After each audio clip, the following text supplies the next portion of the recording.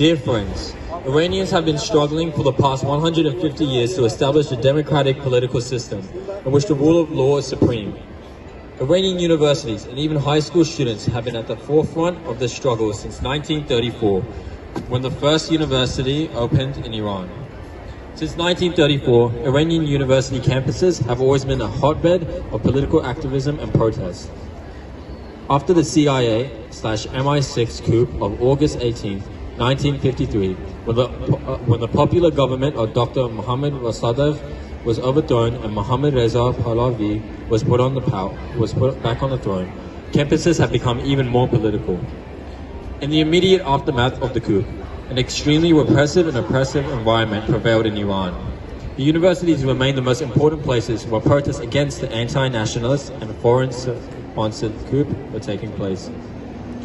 On November 15, 1953, the coup government announced that Richard M. Nixon, then Vice President to U.S. President Dwight D. Eisenhower, would pay a visit to Iran on December 9, 1953, to celebrate with the Shah the demise of Mossadegh's government and the restoration of the monarchy.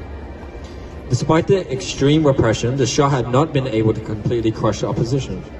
The news of Nixon's trip angered the frustrated population, especially students at universities. On December 6, 1953, students of the Tehran University School of Medicine, Pharmacy, Law and Political Science, Engineering and Dentistry demonstrated against Nixon's visit. They were chanting, "Iran's oil is ours," and "Death to the Shah." The Shah's guard, Javadan, means Crusader Guard, stormed the campus and brutally attacked the students. The demonstration spilled onto the streets, and the guards injured and arrested many students. On the morning of December 7, 1953, the guards entered the FOE, the heart of the protest, to prevent any repeat demonstrations. The guards started to arrest the students while they were at their classes. Students gathered in the hall on the first floor of the school. The guards that had been on alert invaded the FOE building and killed 3 young students: Mustafa Bozorgani, Ahmad Khandchi, Mehdi Shara Razavi.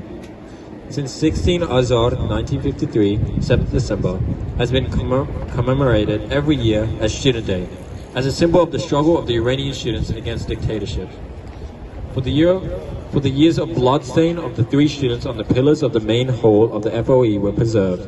For 24 years, the Shah's regime followed the bloody event of the 16 Azar with the other confrontation with universities all over Iran. With the overthrow of the monarch regime in Iran, the university became the center of struggle against the mullah's regime. The students became the pioneers and fighters in regular ranks to face the religious fundamental forces. Since then, thousands of Iranian students have been sent to the firing squad and execution fields by the orders of the tyrannical rulers. Even today, the students of Iran are continuing a tireless and irreversible struggle against the religious dictatorship ruling the country by paying their lives. Iranian students have been at the front line of the struggle in all the uprisings of the Iranian people. There are more than 2,550 universities in Iran today, and since the beginning of the uprising on September 16th, dozens of Iranian students have been martyred by mercenaries and agents of the regime, and thousands of them are imprisoned. Today, we declare our support and solidarity with the vanguard movement of the Iranian people, and we loudly say that the student is awake and averse oppression. A student dies and does not accept humiliation. We also call for the release of all jail students and stand with them. Death to the oppressor, whether he is a king or a leader. Thank you.